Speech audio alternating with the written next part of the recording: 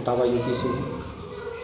और मैं ये वीडियो इसलिए बना रहा हूँ क्योंकि जो लोग मैट्रिमोनियल और पारिवारिक विवादों से घिरे हुए हैं और काफ़ी वो डिप्रेस हो जाते हैं, परेशानी होती है उनको कि हम किस तरीके से केसों को लड़ें अपने और सफलता पाएँ, और वो डिप्रेशन का शिकार हो जाते हैं। और मैं भी डिप्रेशन का शिकार हुआ था। मैं भी लगभग 10 या 12 साल से जो है इन मुकदमों को फाइट कर रहा हूँ। और शुरुआत के दौरों में हर किसी के साथ ये समस्या आती है क्योंकि उसे कोई नॉलेज नहीं होती है कि हमें किस प्रकार से अपने केसों को आगे बढ़ाना है और उसमें किस कानून के तहत में हमें लड़ाई लड़नी है। इन सारी चीज़ों की जानकारी नहीं होती, तो बहुत एक समस्या खड़ी होती है कि उनको कैसे किया जाए। इन सब चीज़ों को चलते चलते कई साल बीत जाने के बाद मेरे साथ ऐसा हुआ कि एक मित्र के द्वारा मुझे एक नंबर मिला, जिस नंबर से मेरी बात हुई वो नंबर ब्रह्मदत्त जी का था, जो औरैया जनपद के रहने वाले हैं। जब मैं उनसे मिला, उन्होंने बताया कि आप जो है इस तरीके से आप डिप्रेशन में जा रहे हैं, इन चीज़ों को बार बार सोच कर कि क्या होगा मेरे साथ में और कैसा नहीं होगा। तो जब उन्होंने बताया कि मैं भी इन चीज़ों से गुजरा हुआ हूँ, लेकिन मैंने कानून की किताबों को पढ़कर और सारी उन चीज़ों को देखकर कि किस तरीके से हमें अपने केसों को आगे ले जाना है ताकि मुझे सफलता मिले और झूठे लोगों को सज़ा दिलाई जा सके। मैं जब ब्रह्मदत्त जी से मिला तो मैंने सारी बातें उनको शेयर की और उन्होंने बताया कि हर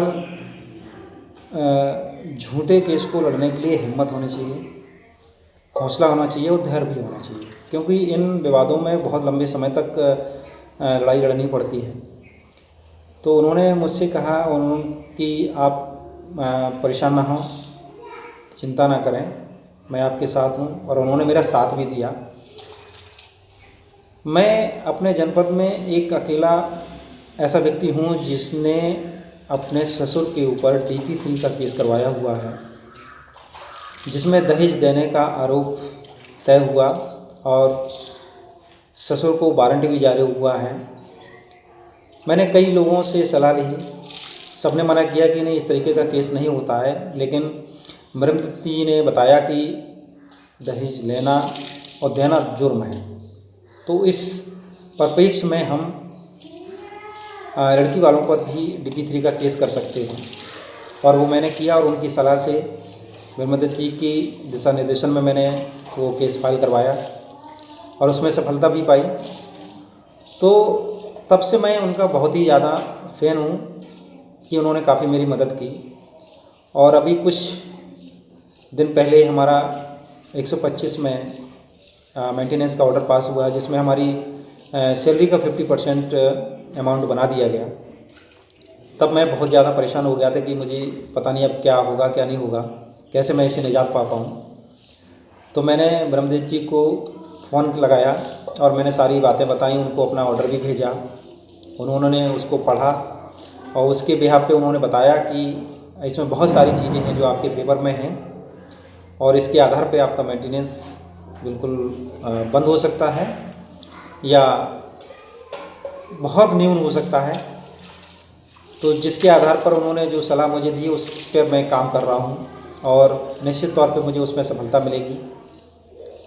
और उनसे बात करके मुझे बहुत ही रिलैक्स महसूस हुआ, सिर्फ इस वजह से कि वो व्यक्ति अपने खुद अकेले इस मेहनत को पूरा तरीके से कर रहे हैं कि उनका कोई भी उनको साथ देने वाला नहीं है। उनके 2 बच्चे भी हैं, अकेले हैं, अपने फैमिली अपने माँ को भी देख रहे हैं और हम जैसे लोगों को जो परेशान हैं उनकी भी मदद कर रहे हैं। और इसी संबंध में उन्होंने एक YouTube चैनल भी बनाया हुआ है जिस पे जाकर हम लीगल सलाह भी ले सकते हैं और काफ़ी उनके बताए हुए जो भी कानूनी राय होती हैं उनसे काफ़ी मदद मिलती है। तो मैं तो काफ़ी उनसे प्रभावित हूँ और उनके बताए हुए सुझावों से मुझे सफलता भी मिली है।